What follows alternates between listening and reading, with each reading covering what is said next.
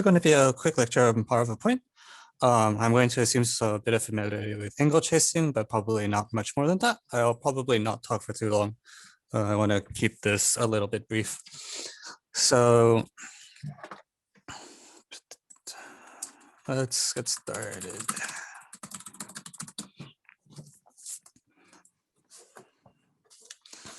Okay, so I guess the first question is like, what is the definition of a power of a point? And to answer that, what I'm going to do is I'm going to start by considering a circle, omega, and a point P. And what I'm going to do is I'm going to look at lines which pass through this point P and intersect the circle omega at 2 points, say A and B. And there's multiple such points. Here's A prime, here's B prime, and there's a different point line L prime that passes through them. And so from the cyclic quadrilateral, I know that this angle is supposed to be equal to the other angle. So let's do this angle is equal to this angle. And so just based on the fact that those two angles are equal, you always get a pair of oppositely similar triangles. Triangle P, A prime is similar to triangle P, B prime, B.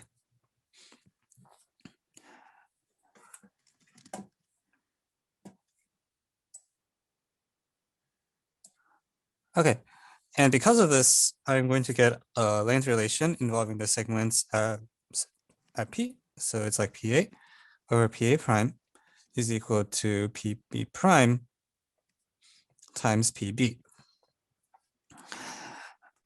And this tells me that I have this PA times PB is equal to PA prime times PB prime. And I'll notice that the nice thing about this equation, once I've written it this way, is that like it doesn't actually matter like that the interaction between the two lines has been decoupled a little. So it's like PA and PB are all on one line, and PA prime and PB prime are on another line. Put another way, if I consider really any line and the 2 points here, the length here times the length here, if I repeat the same proof, will always be equal to a particular number. So what that means is for all the lines passing through P, there's a particular number that this PA times PA prime, PA times PB is always going to be equal to, regardless of which line I pick. So we will define this to be the power of P with respect to the circle omega. Okay, so that works fine if P is outside the circle. When the point P is inside the circle, something very similar happens, where whenever I consider an arbitrary line L,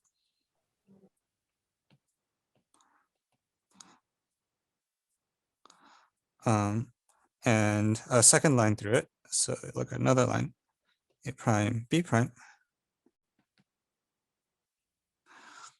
you will again still get the same similarity. Triangle P, A prime is similar to triangle P, B prime, B.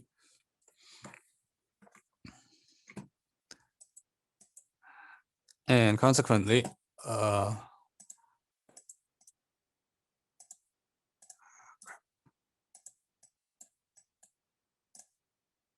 so from here you get the same relation. And so we can also consider this as like the power of P with respect to omega, because again, this quantity PA times PB is fixed and doesn't depend on which line I pick.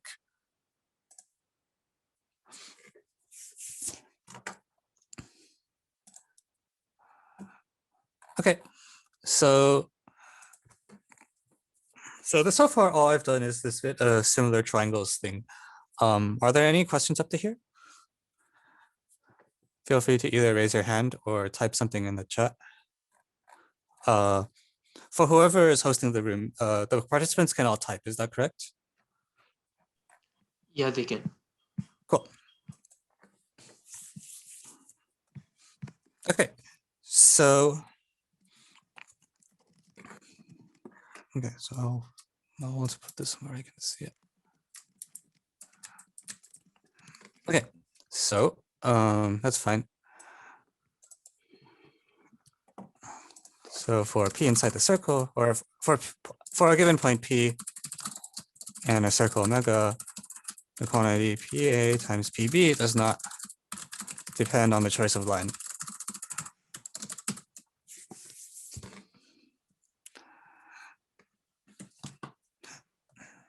Yeah, okay. So I want to call a little bit of attention in particular to one of the lines. It's like, let's say I have P outside the circle. Blind.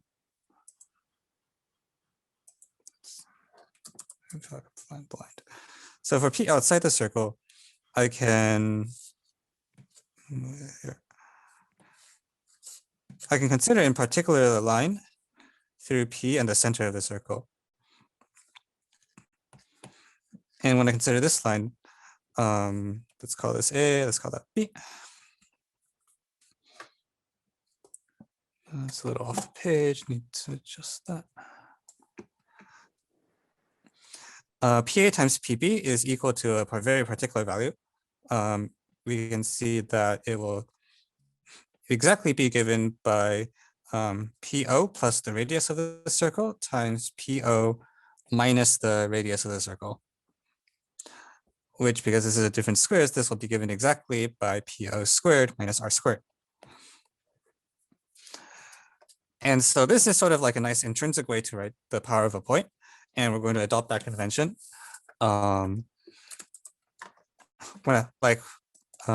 This one doesn't require us to draw a random line. It tells us a bit more explicitly what that quantity is. So we'll make that a definition for a point P.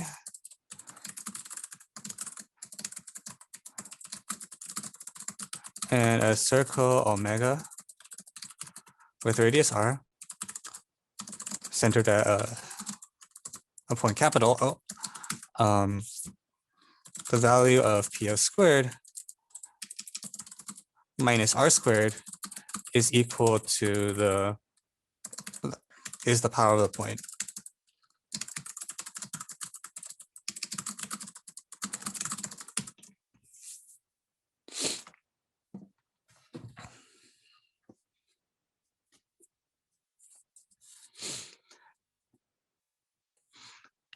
And we're going to, in particular, adopt a convention where I could, of course, repeat the same argument even if P is inside the circle, except this box quantity, instead of being positive, is going to flip sign and become negative. And this is actually something, this is a feature, not a bug. This is a short way of saying it, which is that we'll define the power by convention to be positive if P is outside the circle and negative inside it, and equaling to 0 on the boundary.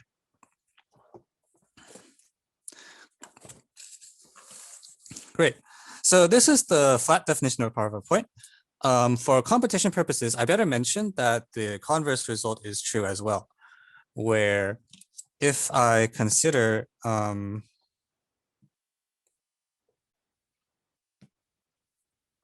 let's see, why did my illustrator just died?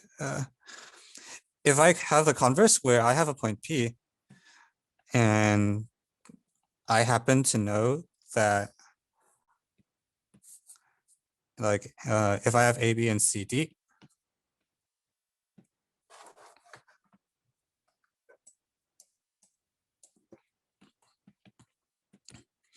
and P is outside, and if I have the relation that PA times PB is equal to PC times PD, and the sign is correct, so like a picture that matches what the power of a point picture should look like, then the converse applies and it'll tell you that ABCD is cyclic because you can reverse the logic here to get the two similar triangles that you had before, and these two inscribed angles will tell you that these 4 points lie on a circle.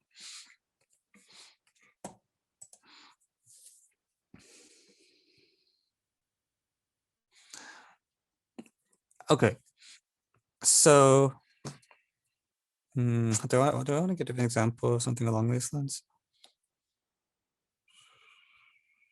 Let me hold on to it for a moment.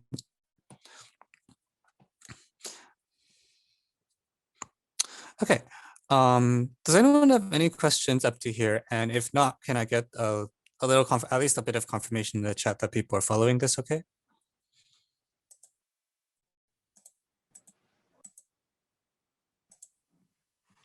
Yeah, I guess everybody's fine with it. Okay. Okay, so up to now, I have a bunch of stuff involving lengths. And what I'm going to do now is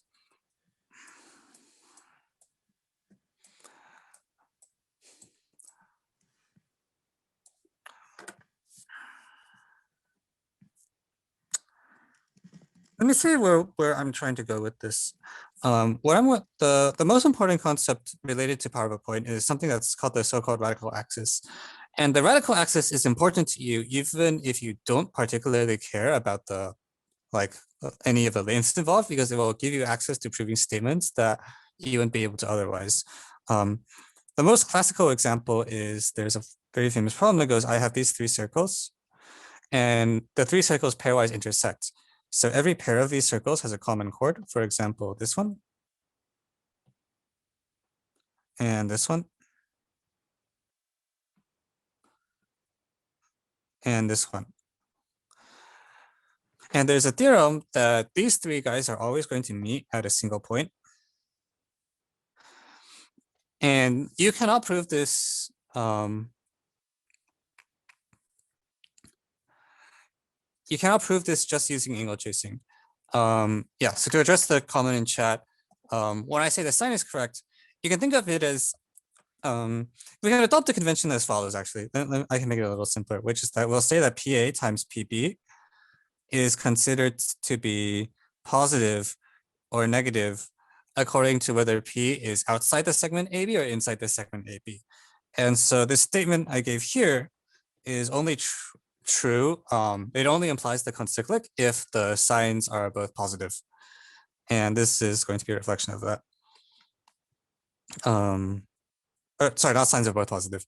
Signs are both positive or signs are both negative. Cool. So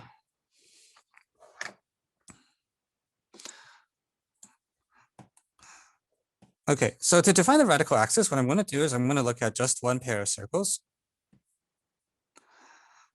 And I want to think about the question, what is the set of points that has the same power to both circles? I'll make that a definition officially. So given circles omega and gamma, what is the set of points P for which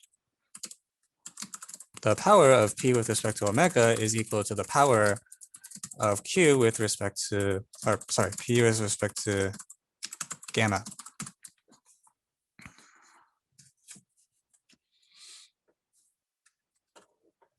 So here's omega, here's gamma. And thus, this is what we'll define as a radical axis. So the radical axis is going to be the set of points which have the same power to both circles. And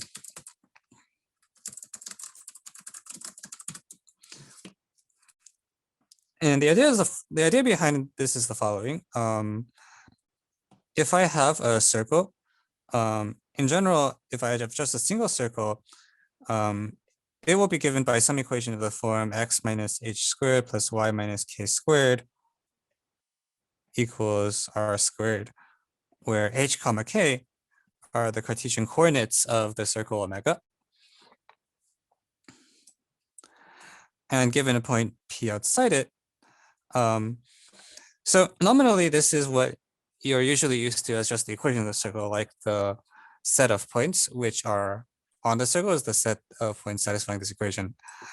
But what I want to point out to you is that the reason this equation works is because this is equal to the length of OP. And so what I can do is I can rewrite this equation like so, equals 0. And the usual formula for the equation of a circle will now tell you that this is actually the left-hand side here is exactly the power of P with respect to omega. So in order to characterize these points, well, I'm going to say something that is a little more general than what I need, but I will use the slight generality later, which is that theorem. Let me type this out actually so it stays there.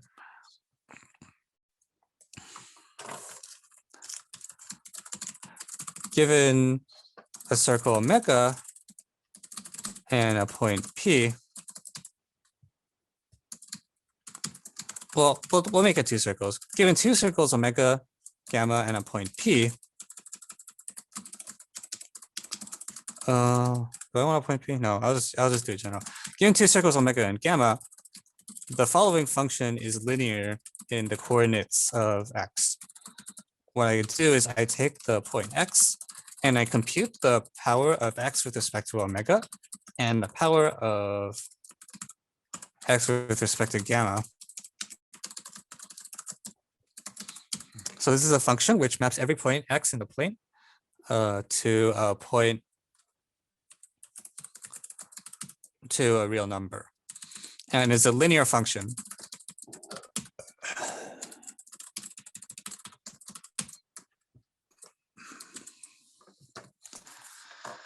So the upshot of this is that as a corollary, the radical axis of two circles is always a straight line. In general, if I write this a little more succinctly as power of P against omega and power of P against gamma, or minus the power of P of gamma is exactly equal to 0, because this is some linear function in the argument, it's always a straight line. So that function. Great. So now if I pay attention, if I go back to the original question, like, okay, I know that the radical axis is supposed to be a linear function. Is there anything else I can say about it? Well, in this particular picture, there's 2 points that are obviously on the radical axis. One of them is this intersection point here. The other is this intersection point here. Because both of these points have radius or have power of 0 with respect to the two circles. And as a consequence, the radical axis, if it's a straight line, is a straight line that passes exactly through those 2 points. So whenever you have two circles that intersect, the locus of points that have the same power is always given exactly by the line that passes through the two common intersection points. The same is true if I have two tangent circles. It'll look something like this, where it passes through that point, and it should also be symmetric with the axis of symmetry to both circles, i.e. the line through the centers.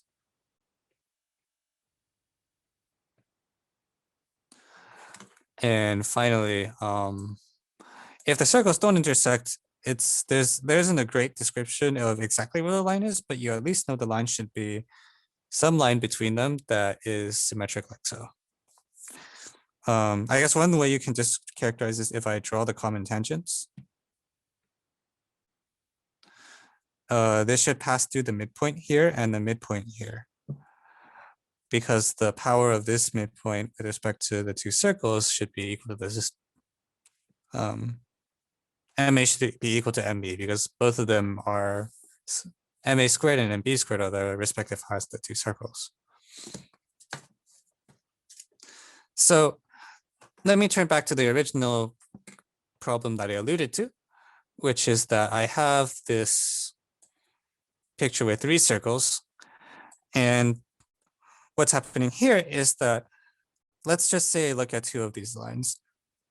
So I'm going to ignore one of the chords for now. And let's give these circles names. So let's call this omega 1, omega 2, and omega 3. And I'm going to look at these 2 red lines, which I now know are radical axi. So I look at this green line, it is the intersection of the 2 red segments.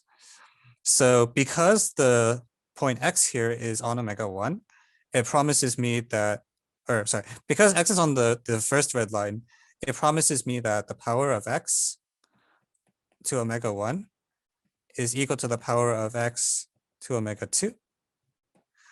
And because x is on the other red line, it promises me that the power of x with respect to omega 2 is equal to the power of x with respect to omega 3.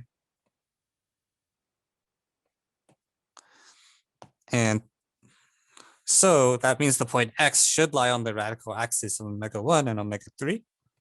Ergo, it lies on this third dotted red line.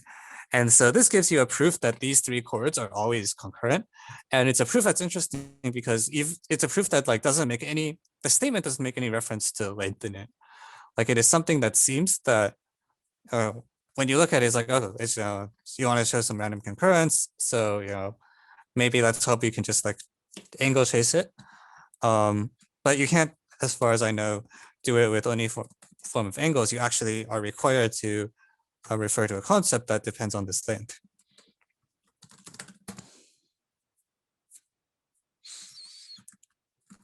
Okay, great. Any questions up to here?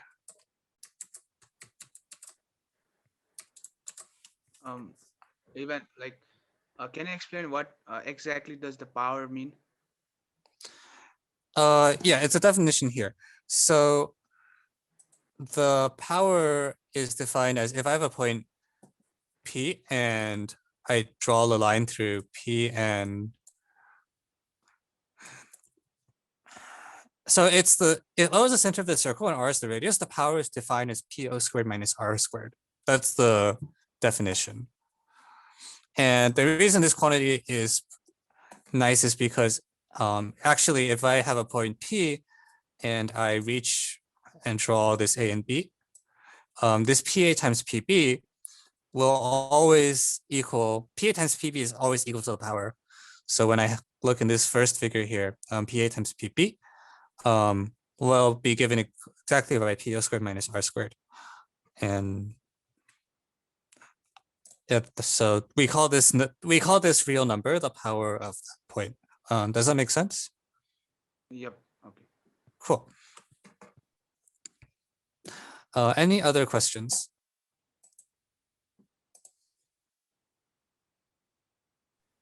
I think we can move on. Okay. Cool. So just to throw out the relevant word, what this says is that given 3 circles,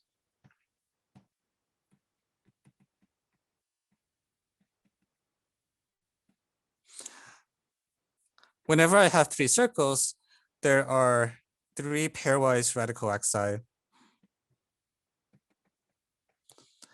And these radical axi are always concurrent.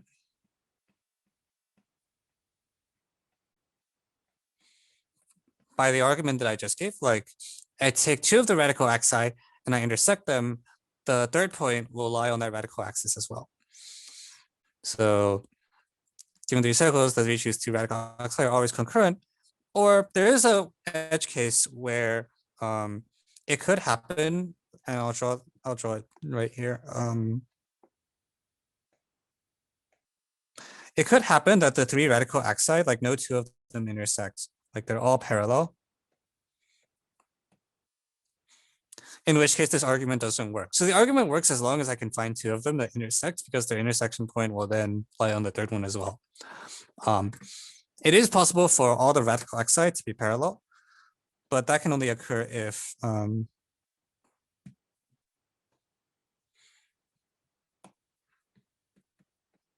the centers are collinear. Because the radical xi is always promised, the radical axis of two circles is always promised to lie on to be perpendicular to a line through the centers. So if all three of them are parallel, then all the centers are collinear.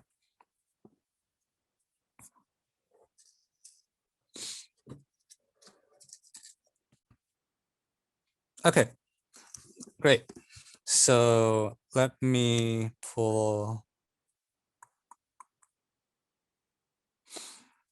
There's a couple of examples I can give after this that show you how this theorem works.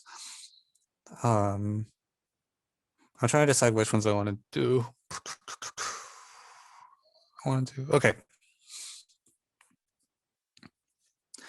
Okay, I'm going to pull like 3 or 4 examples and see how they go. I have a follower on Twitch now. Amazing. Congrats.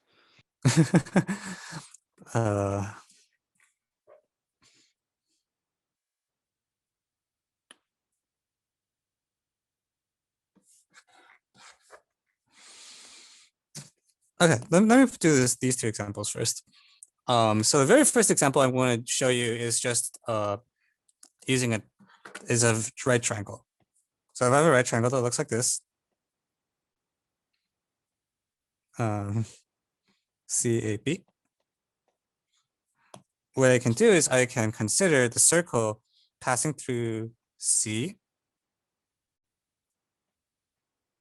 or passing through A with radius equal to here. So let's give these lengths names, BA, and we'll call this length C. One I'm going to do is, so this is a right angle, so it's tangent. I'm going to look at the power of B with respect to the circle centered at A that I just drew. So in terms of these little lengths, A, B, and C, can someone tell me what is the power of the point B with respect to the red circle?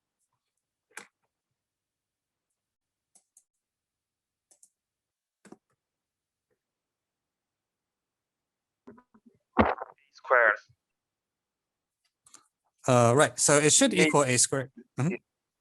A square minus R square.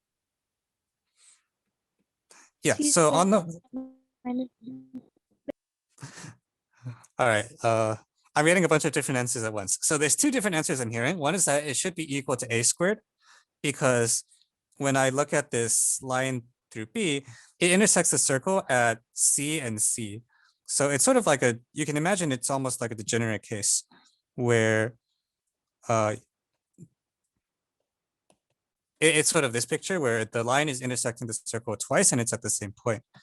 So according to the property, it's equal to A squared, but also our definition was that it's equal to the other answer I was getting is that it's equal to this C squared minus B squared, because it's equal to the distance here minus the radius here. So this tells us power A squared plus B squared equals C squared, which you probably recognize as the Pythagorean theorem.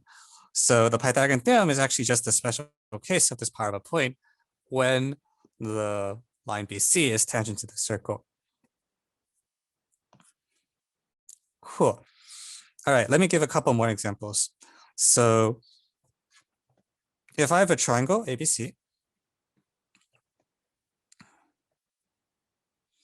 I can look at the 3 altitudes.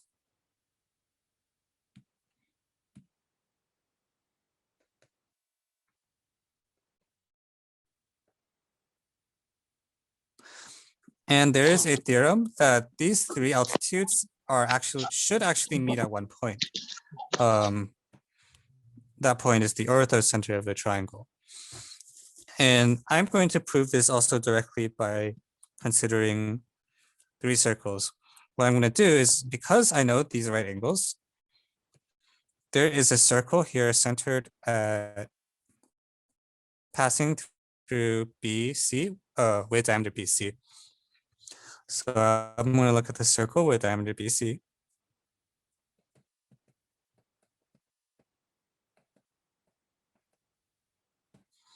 And it looks like that.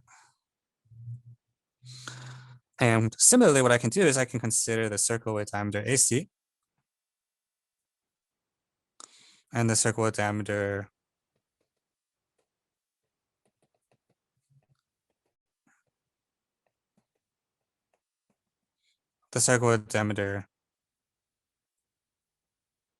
AB.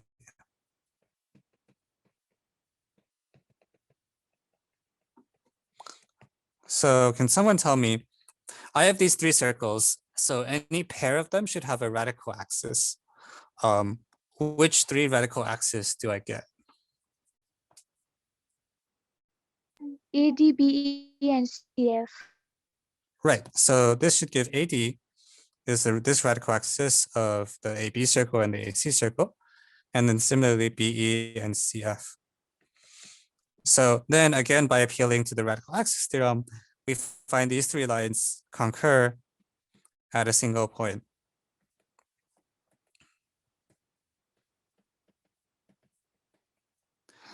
And this will give you the proof of the existence of the orthocenter just through radical axis alone. Just by considering the circles with diameters, I will necessarily get that these 3 altitudes concur. Okay, here's a slightly goofier example where I'm going to look at a triangle ABC.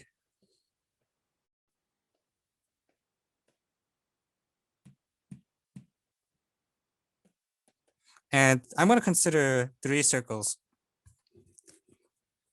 The first is the circle centered at A.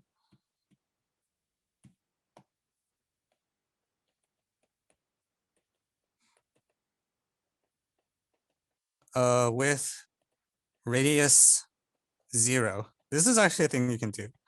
I want to consider the circle centered at A with radius 0. And I'll do the same thing centered at B. Again with radius 0, and circle centered at C with radius equal to 0. So when I do this, I'm promised that these 3 circles of radius 0 will have a radical center. What can I say about that radical center? Well, if wherever it is, well, slight spoiler. I'm promised that OA squared minus 0 squared equals equal to OB squared minus 0 squared equals OC squared minus 0 squared. So this proves the existence of the circumcenter this time around. So by considering these 3 points of circles of radius 0, I can also get that. Okay, so these are all still sort of like very classical applications. Let me try to decide, in fact, if there's any context problems I can do with this.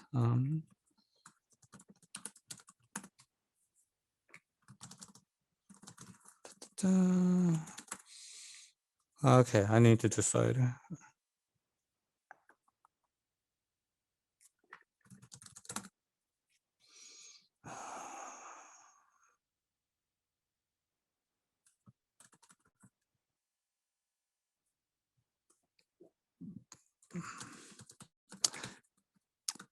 So I had an example from 2008 and an example from 2009, and I want to decide which one I want to do.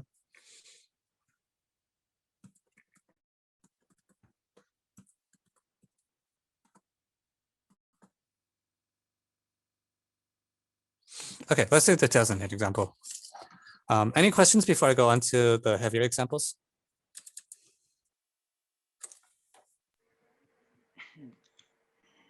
I think none. Okay. Cool.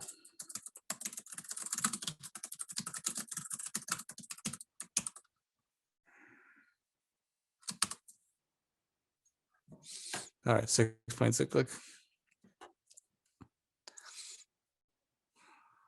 Okay, so this is IMO 2008 problem 1. And the way this problem goes is I have triangle ABC.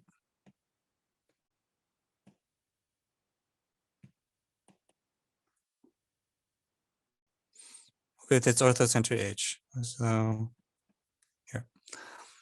And what I do is I take the circle centered at B, the midpoint of BC, which will denote M sub A, and it intersects.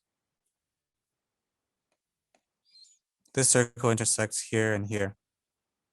We'll call these A1 and A2. And similarly, I take this circle. We'll call this M sub B, and this circle M sub C. Draw these two guys.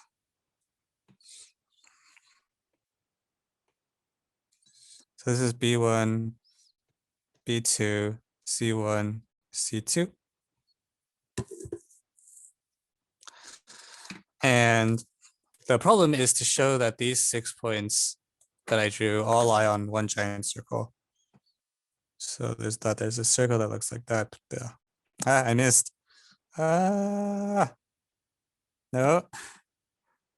No.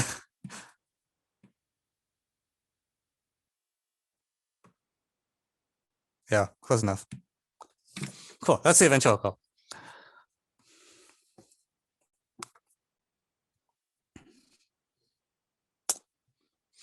Okay, cool. So before I spoil the problem completely, like I did with the last two, I will give everyone a couple minutes to at least look at the diagram and try some stuff yourself before I go ahead. So yeah, here's 901. We'll start from this.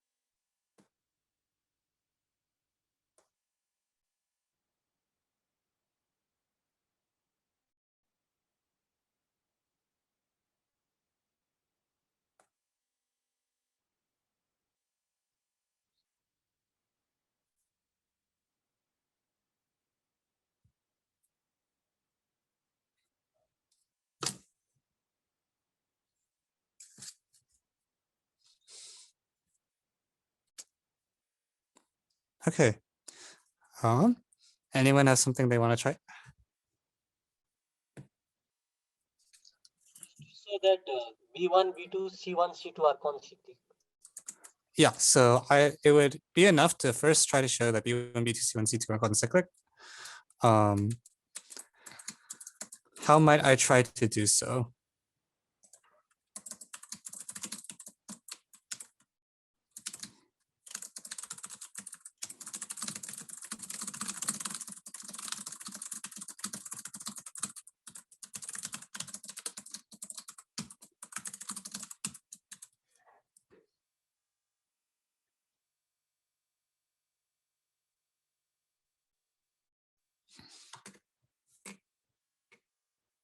Well,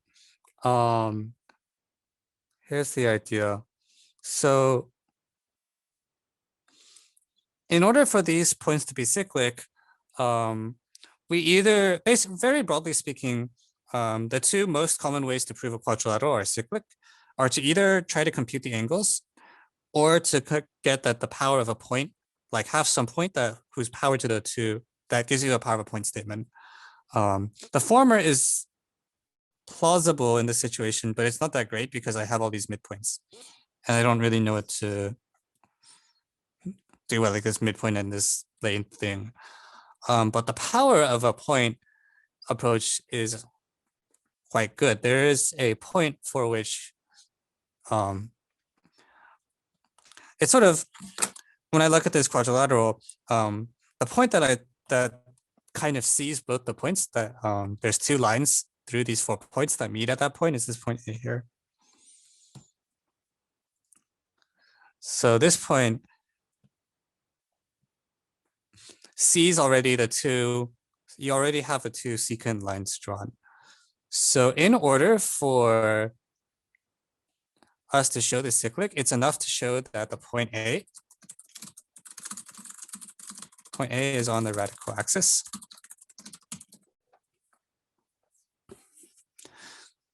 And if A is on the radical axis, what I'm trying to tell me is that, well, what should the radical axis of the two circles be?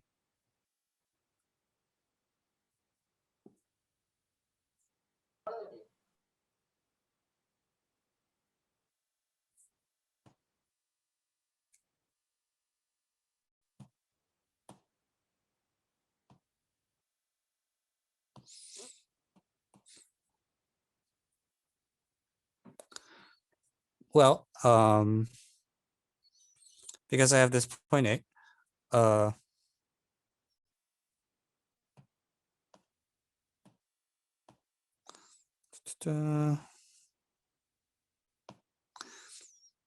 radical axis is supposed to pass, we think the radical axis passes through A. We also know the radical axis passes through H because it's on these two circles. So that's telling us that we think that the radical axis is going to be the line AH, i.e. it should coincide with the A altitude. So let's try to make this precise. What do we know for sure? We know that for sure the radical axis passes through H.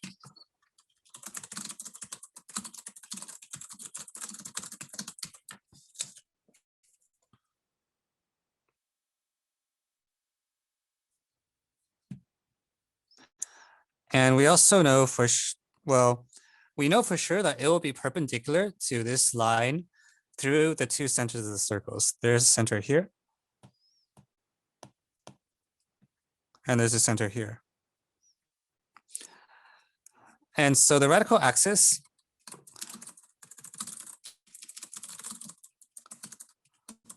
will be the unique line which is passing through H and is perpendicular to this MBMC between the line joining the two segments.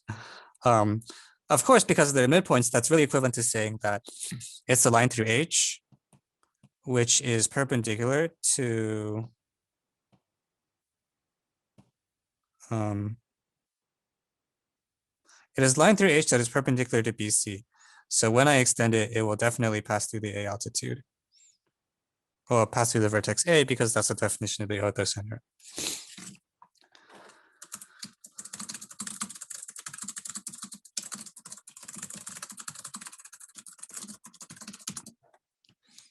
And now that I have this, it follows that the point A,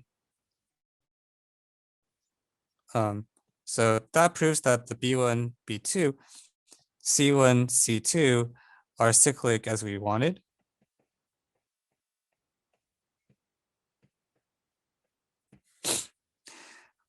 And now if I repeat the argument for the other from the vertex B and looking also from the vertex C, it will also give the same result. So C1, C2, A1, A2, A1, A2, B1, B2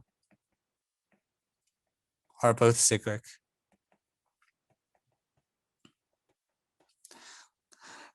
And this will almost imply that this will basically imply that all 6 points are cyclic, because at this point, what we can do is look at where the center is. The circumcenter of the circle through C1, C2, B1, B2 should be in the intersection of the perpendicular bisectors of B1, B2 and C1, C2. And the intersection of the other perpendicular bisectors there. So the center of C1, C2, B1, B2 is actually the circumcenter of the original triangle ABC.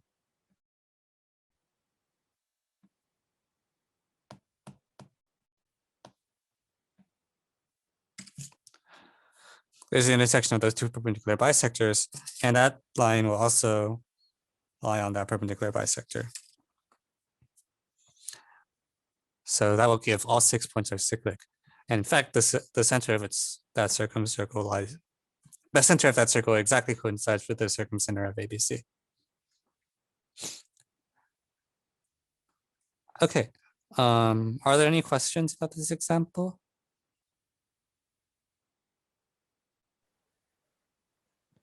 I think not. Okay.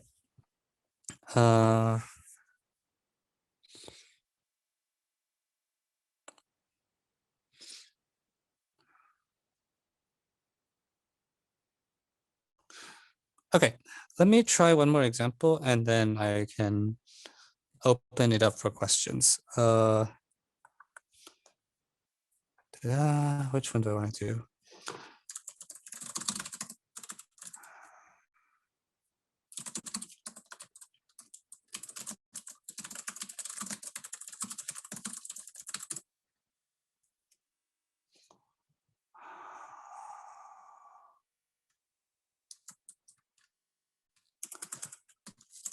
Okay, well, we'll do this problem.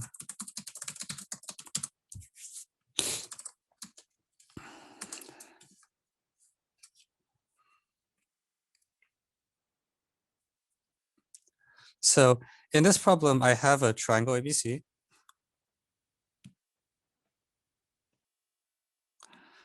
And this point P that's inside it. This P can be any point. And what I do is I take this circle here. Oh crap, I need to scroll.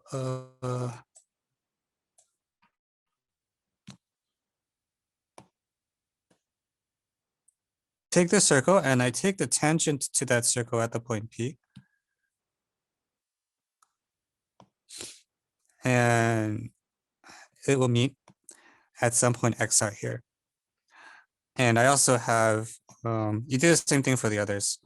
So this might go off the page actually. Let me do it for AB and I'll do it for the other one because the other one is off.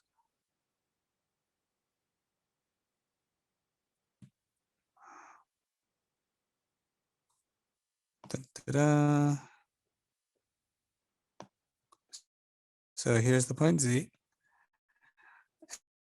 And also I'm going to draw the circumcenter of O. And Y will be somewhere really, really far off.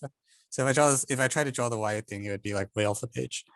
But the claim is that these 3 points, X, Y, Z, are not only collinear with Y like far, but also they are perpendicular to the line OP.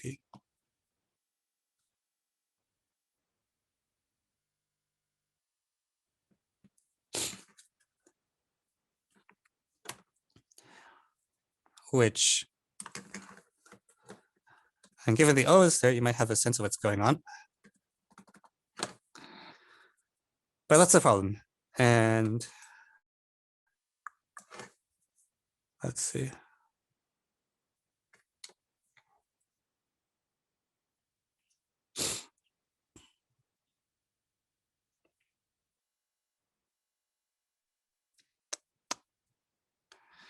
So in fact, the way you can do this, the conditions are set up pretty artificially, and I think it kind of shows. My claim is that X, Y, and Z lie on the radical axis of two circles. Can anyone figure out what two circles the X, Y, Z are radical axis of?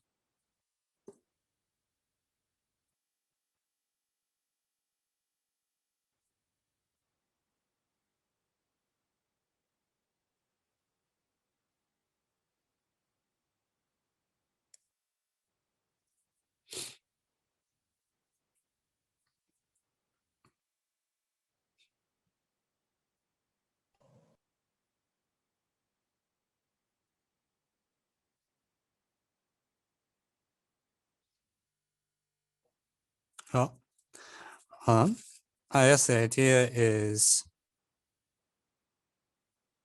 let's look at this point X. What do we know about it? It lies on BC, and the tangent condition will tell us something. We can apply a power of a point to it. So it tells us that xp squared equals xb times xc. And well, xb times xc, is exactly the power of x with respect to the circumcircle of ABC. So what we're getting is that, in fact, X is the radical center of three circles.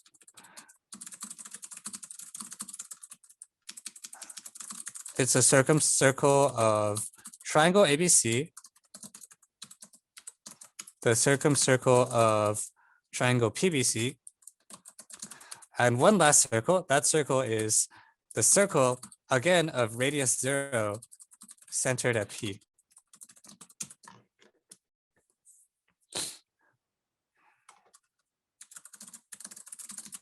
Oh, another follower.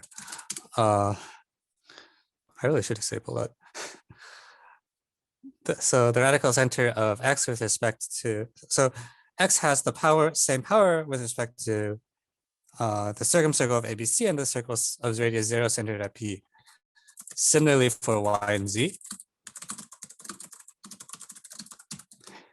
So the upshot of this is that X, Y, and Z will be collinear on the radical axis of this circle at radius 0 and their circumcircle of ABC. So this one here and this one here. And that will automatically imply that they are collinear and lie perpendicular to OP as needed.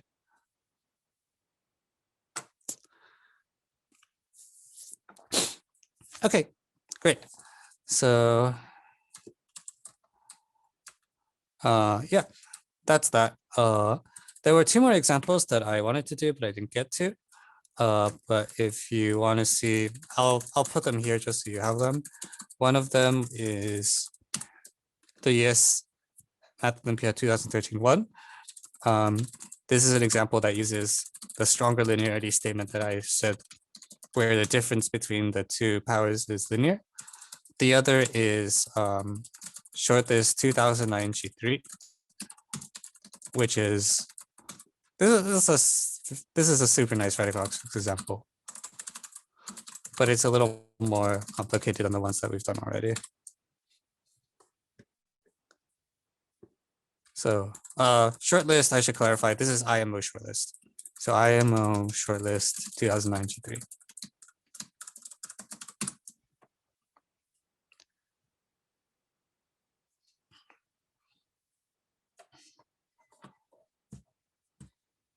Okay, So that concludes the talk. And at this point, I'm happy to open up for arbitrary questions. I had a question about the radical axis. Like, Yeah. How do you determine that at which questions should we approach with the method of radical axis and power of point?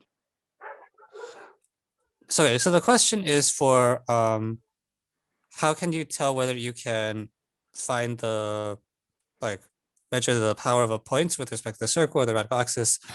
So I'm assuming this is a practical question, like for the purposes of like if I have a problem, when can I tell whether I can do the radical axis or not? And roughly it is I would say you want to look for situations where for radical axis in particular, you always look at the intersection of the two circles because that's, well, actually, that's not quite true either.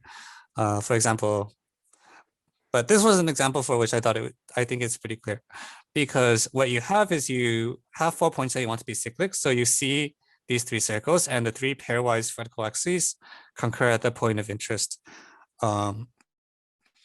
Other things are just in general, when you have a cyclic quadrilateral, or not just quadrilateral, but whenever you have multiple points on a circle, you want to see if any of those pairs of lines through like 2 plus 2 of them meet at a point that you already know. If you have a point that's labeled, that's the intersection of either two chords or extensions of chords, that's something you want to pay attention to see if that point, you can control the power of that point, or otherwise the other way around where you show it's cyclic and then now you know the powers are equal.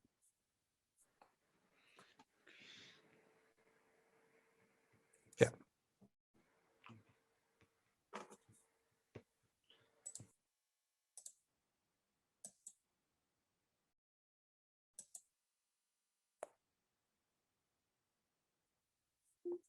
In Boston, it's -8 degrees. Echo dismiss.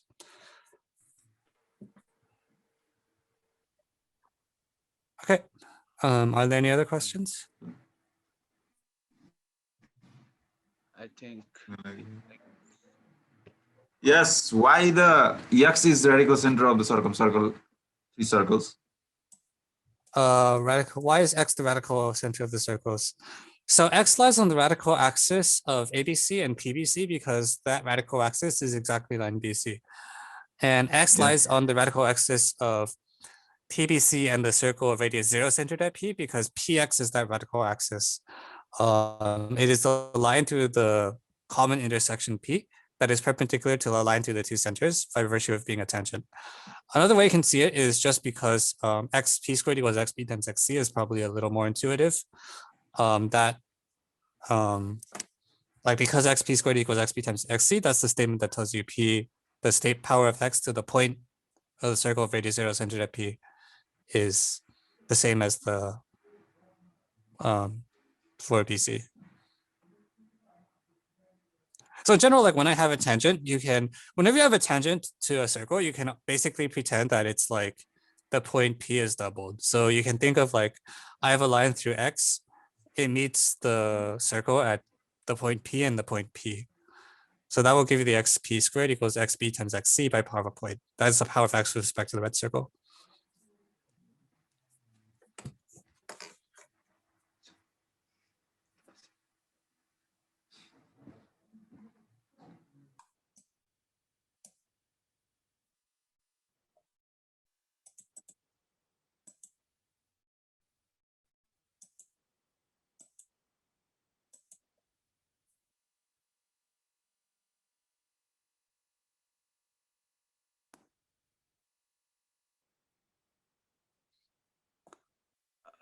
Okay. Are there any other questions? Like the last question, it was like a bit confusing for me. Like, can you just summarize it? Like I think I just got lost during I think the middle steps when after you prove that x is the radical axis, the radical point. I got lost after that. Oh, the abridged version is that oh, I didn't say what the circles are. X, Y, Z lies on the radical axis of the circumcircle of ABC. And the circle of radius 0 centered at P.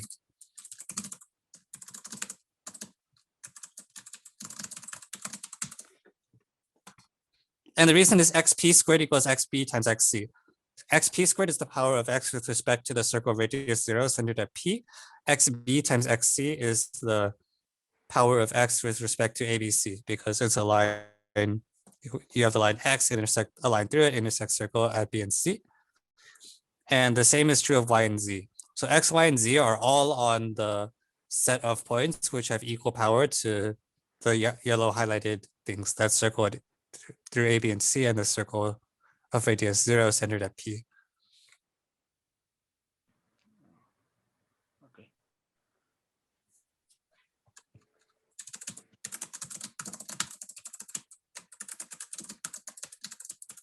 I should highlight those two.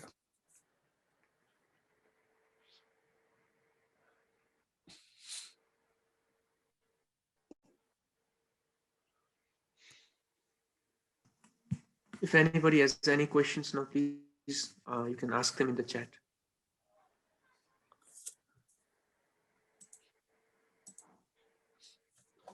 Yeah, doesn't have to be related to the talk in particular. Like, I'm happy to take general questions about math or math contest or anything else.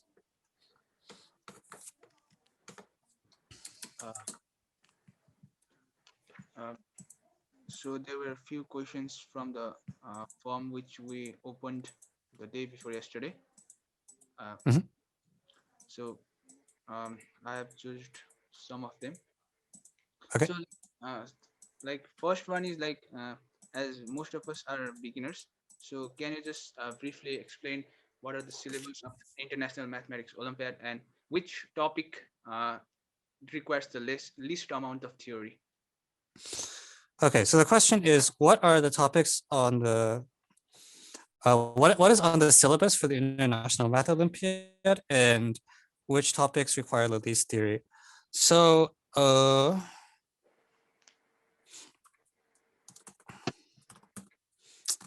okay, I have this written down somewhere and I haven't posted it yet, but I will.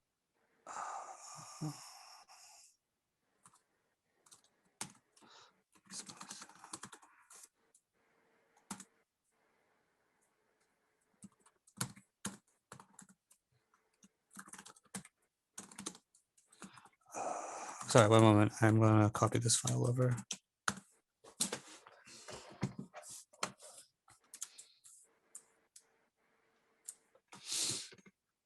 Actually,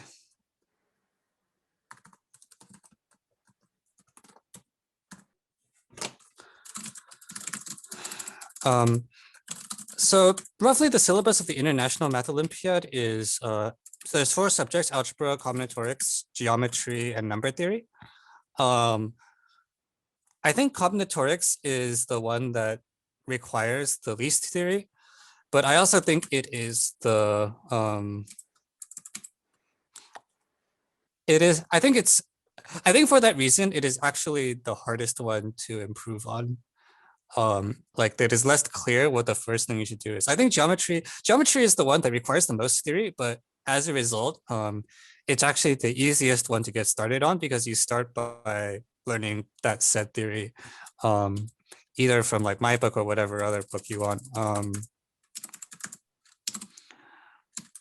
Maybe that's not true, actually.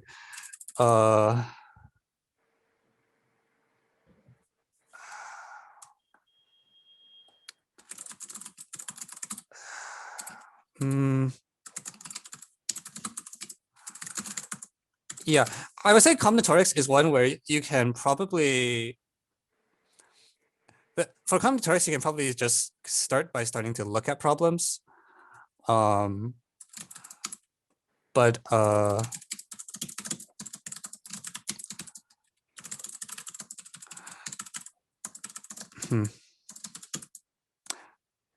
don't know.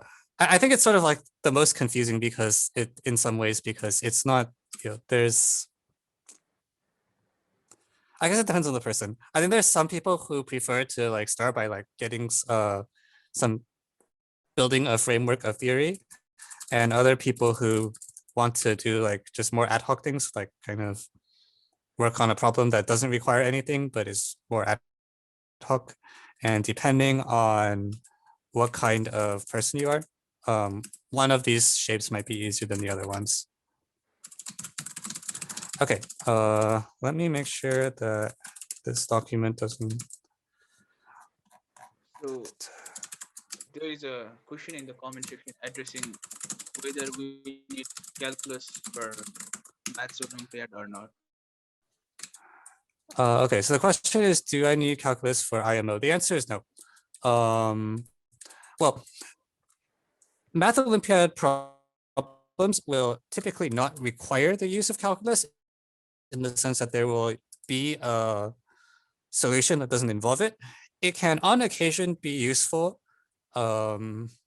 Like sometimes you will want to know that a function is convex for whatever reason, and then it's nice if you can differentiate the function twice to show the second derivative is non-negative, but that's definitely not where you start.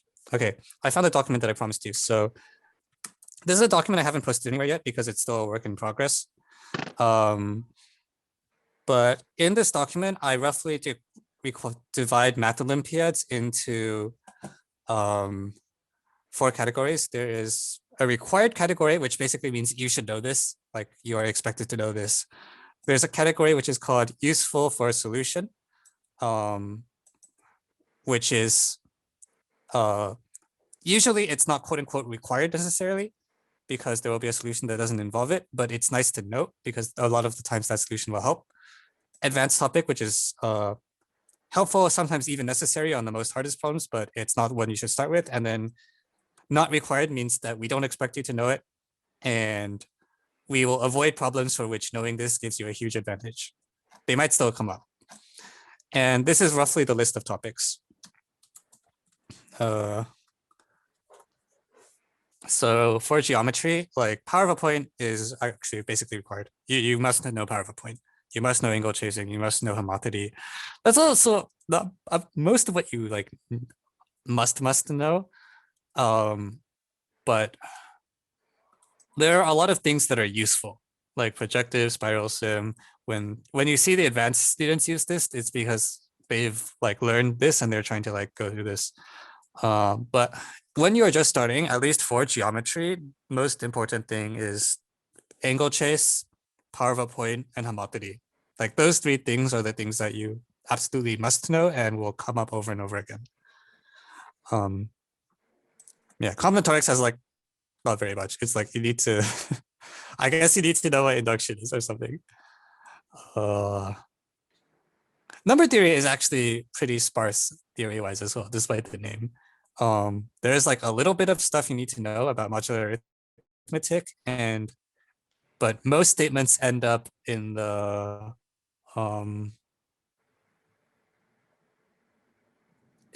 most Olympiad theory ends up being number theory ends up being either like considered advanced or off topic, off syllabus entirely. Do we need to learn bashing also? Again, so this depends on your definition of need. You will, for most geometry problems, there will be a solution involving just the 3 things I mentioned, like angle chase, power of a point, homotopy. That said, unlike calculus, the use of like coordinate systems like Cartesian complex or Berry is quite useful. It's not like calculus, which is like considered off topic, but occasionally useful.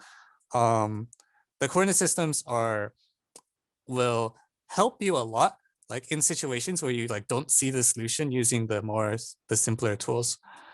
Like for example, I remember in IMO 2019, there's a problem 6 for which the like completely traditional solution was very long and honestly not reasonable to do in competition setting.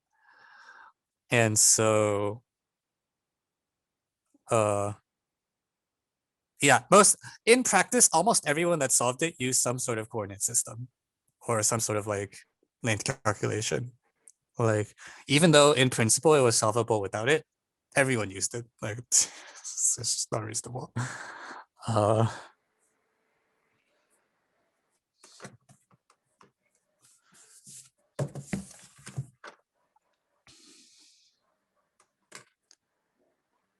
Okay. Are there any other questions? Like, and most of them are also asking like, uh, what is the optimal age for starting preparation for Maths Olympiad, and is the senior year of high school too late to start preparing for Maths Olympiad? Okay, so there's two separate questions. One is, if I'm a senior in high school, is it too late? The answer is probably not. Yeah, I think the answer is just no for the second one. Like, I think it is not impossible to do well with just a year. It is, most people who like get gold medals at the Olympiad tend to have been preparing for multiple years. But it's not impossible to, there are cases I know of people who improve from basically nothing to that level in a year. So it's also not impossible. But also I think one of the nice things about not being in the US, like for the most part, one of the nice things about not being in the United States is that you don't have to deal as much with the short answer contest. Like in the US, only 500 students get to take the national proof-based competition at all. Out of like however many, out of like 250,000 people who want to do math contests, only 500 get to do a proof contest. And most other countries, the ratio is a lot better. Like the fraction of people who get to do the proof contest is substantially greater in most other countries.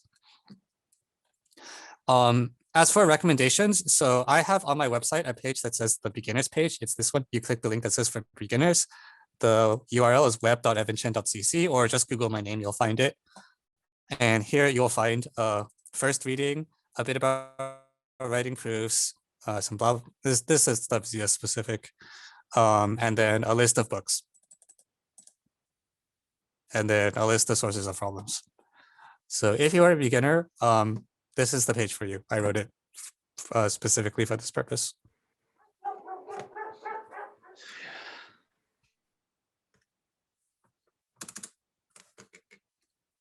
Okay.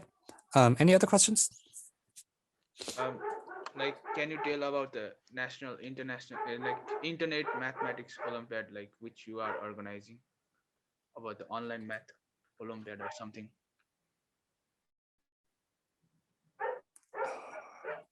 So I'm not sure I understand the question. I heard the International Math Olympiad I am organizing and something online. Internet math, I think Internet Mathematics Olympiad or something, I think which you are organizing, or NIMO. NIMO. I mean, that was a thing I ran in high school. I don't think it's still running at this point. Yeah, I think it stopped around 2017. There's a contest called the Online Math Open, which commonly gets confused with it because for dumb historical reasons on the same website. But I am not the organizer of that one either. So yeah. And one of the questions are like, when can we be sure to ourselves that we have like been fluent, we are fluent in this chapter? When can we be when can we assure ourselves that we are fluent to ourselves on a certain chapter? You say you're fluent to yourself.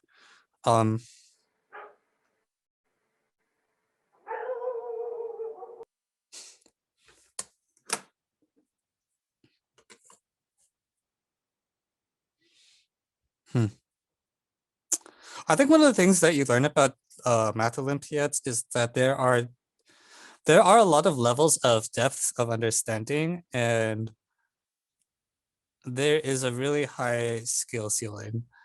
Like even like for example, I would not say I am like 100% perfect at angle chasing, for example. Like there are still situations, and sometimes there's a lemma that I need to prove, and the lemma is just angle chasing, and I still miss it. And I've been doing this for too many years. So I think it is difficult to reach a point at which you problem along these lines. With that said, I think usually the way to test, yeah, like in any, like when going through any book, I would say, for example, like the test is the practice problems at the end of the chapter. It's also your eventual the end goal anyways. Like your goal from working through so and so is to yeah, is to be able to solve problems like of that shape. Like this is the last question. So I Mhm. think we should not take much time from you. So like one of the question is like how does Mathematics Olympiad help in encouraging people to continue mathematics? Like he says that it seems to discourage people from pursuing mathematics because of the rigor there is. Oh, that's the first time I've heard that one. Like, does rigor mean that it's difficult, or? Like I think because of the difficulty, like it kind of demotivates people from like pursuing mathematics, something like that.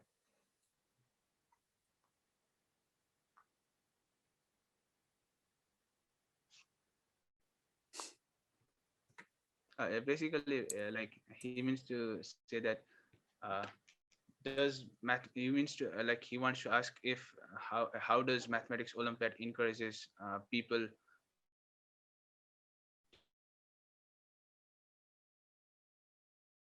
to like pursue mathematics. It seems like it discourages if I that it is wrong. Can I clarify this is wrong? Yeah. I mean, I think the point is that the problems are good or something. Like the IMO makes a specific effort to pick problems that, at least on paper, are understandable to anyone, but which requires a lot of ingenuity to solve. And I think it shows a part of mathematics that is not obvious to a lot of people. Like the common conception of math is that, it's this like very abstract thing, and you like do a lot of these difficult questions that don't even make sense, and so on and so forth. And it is, I think, a really nice reminder of what is possible in math when you can see problems for which you can understand the statement and like not know how to solve it, but the solution is like quote unquote completely fair. Um,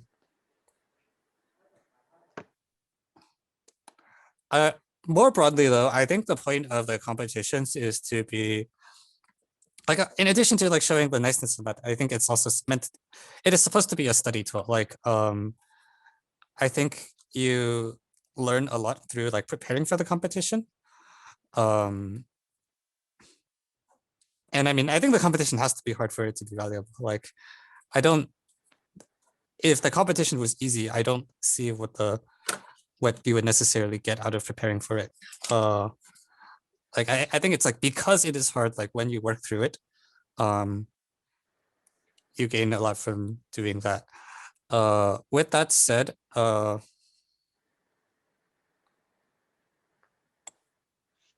yeah, cool. So yep, thank you. Thank you, Ivan Chen, for like giving a wonderful session for us. Like and also the valuable talk at the last